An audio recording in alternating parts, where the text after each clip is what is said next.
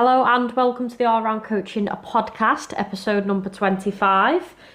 This one I'm going to be doing on my own, just while Mel's in work, and don't worry, it's not a super serious one about my life and unfolding that.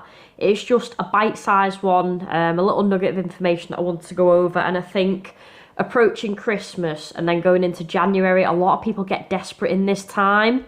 Obviously, people's expectations waver a little bit and they think that they earn that right to succeed when they first start out. So I wanted to go over what people's expectations and then versus the reality would be. Obviously your expectations are going to determine your reality. So what I mean with this is when people start a diet, they expect to lose weight and probably just focus on that scale weight as well. They aren't focused on the fat loss. They think it's going to be quick. And then once it starts to get a little bit difficult, they then give up, which obviously isn't in line with the reality. I think people need to accept that it is going to be hard in parts. You aren't always going to feel motivated. And obviously I can sit on a podcast and throw out loads of motivational quotes to get you going. But we have to realise that motivation is a fleeting feeling anyway. We can't just expect to start something and then continue with that motivation. Unfortunately, it does disappear, and this is when a little bit of resilience and obviously determination needs to kick in. If people actually felt a little bit more blessed that they could move and they have a choice to exercise, I think people would appreciate that a little bit more. So if you are starting out on a journey, I would say don't set your expectations where you think, oh, I've done this before, I've dieted before and I've failed before. Because if you already expect to fail, then you've already failed. You've convinced your mind that you're going to fail and you've already set yourself up for that. So let's shape your perspective a little bit. Tell yourself that you're going to succeed, but take each day as it comes. Take time to work towards your goal. I've always said to clients, this time's going to pass anyway.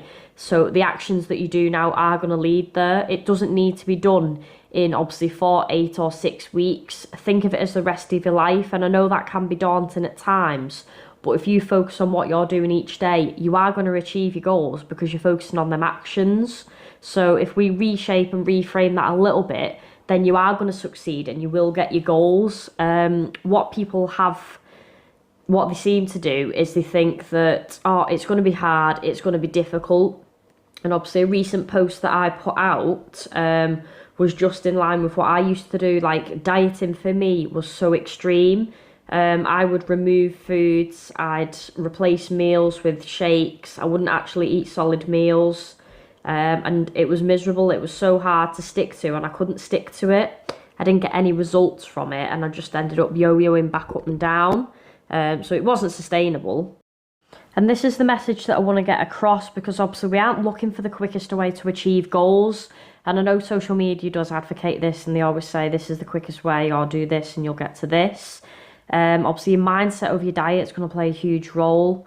So we're not looking for the secret. We're not looking for the magic number of calories or a macro split.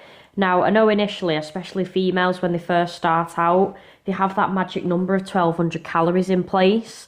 And obviously when I come in and set calories for a lot of females that obviously are based on their exercise or activity, the age, the height, what they're doing, it's more than just giving them a number. So my number's always a little bit higher. And then obviously this baffles a lot of people. So instead of looking for a magic number of calories, look at what you can sustain. So if you can sustain a diet, or let's say your nutrition, because if we reframe it and don't say we're dieting, if you can sustain that over a longer period, then you will succeed. There isn't a question or any doubt in my mind with people. It's just that they go that extreme, they go that restrictive that they don't succeed in it. And then that's where we fall off and on. So when clients work with me, I want something that they can sustain. Like exercises are right. Obviously, we all should be moving. It's just that now when we eat a little bit better or we exercise, the societal norms like, oh, it's a bit weird. But it's absolutely fine to eat processed foods, never exercise, and obviously drink alcohol heavily more often. So if we actually reframe it where this is what we actually are supposed to do, then obviously we can move forward and you can actually achieve your goals. What I mentioned on my post was it took me 4 years to develop and improve my eating habits, because I was either all or nothing. I was super extreme or I would overeat. I don't like saying binging because I felt like I was always in control. I just overate because one, I enjoyed food, which you still can, but two, I haven't got the stature because I'm only 5'2". So my affordability for high calorie foods and eating more than what my body needs isn't there. So unfortunately, being a littler person, and obviously if there is smaller females out there like me as well, we don't get away with eating a lot. Yes, it is shit because obviously often my appetite is a little bit higher and it's shit having a big appetite and not being able to eat a lot. But if we accept this, which obviously I have come to accept, then we can move forward from it. Like, I could sit and complain and moan about it, or I could do something about it and work a little bit harder. For me personally, obviously, I've always strived like towards physique development. So the physique that I want, obviously, it doesn't look like your average female physique, and that's what I've always worked towards. I'm not where I want to be, but I continue my actions each day to get to where I want, and I do base it a lot on my appearance. Like, I've already worked on my mindset, and I'm the happiest I've ever been. So I still like to have performance goals, physique goals, and it keeps me going. It's what I enjoy.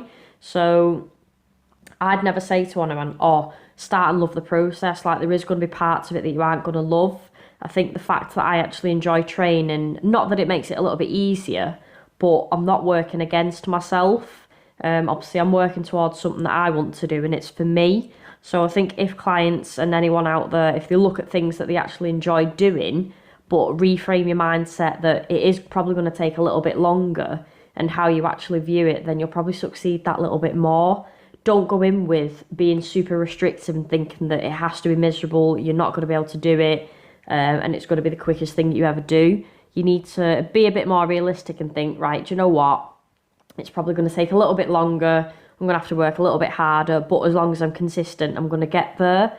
And that's where a lot of people fail. They're not consistent with it, and they don't commit to it. They're too wrapped up in, there's so many diets out there, and obviously I am a little bit anti-fad. Like, I hate that people get sold to the fact that they're promised X, Y, Z, or especially scale weight losses. Nobody's success is just on the scale weight, so I think probably reframing and moving away from that is one thing I push on to clients. Like, nobody should feel happier or worse off if the scale weights don't move. And I have always said everybody should be able to improve their health in some way. So the products and the services that I've created within my coaching is to help with that, because I don't feel like health should be a luxury. We only get one body and one mind, so it does make sense to look after it.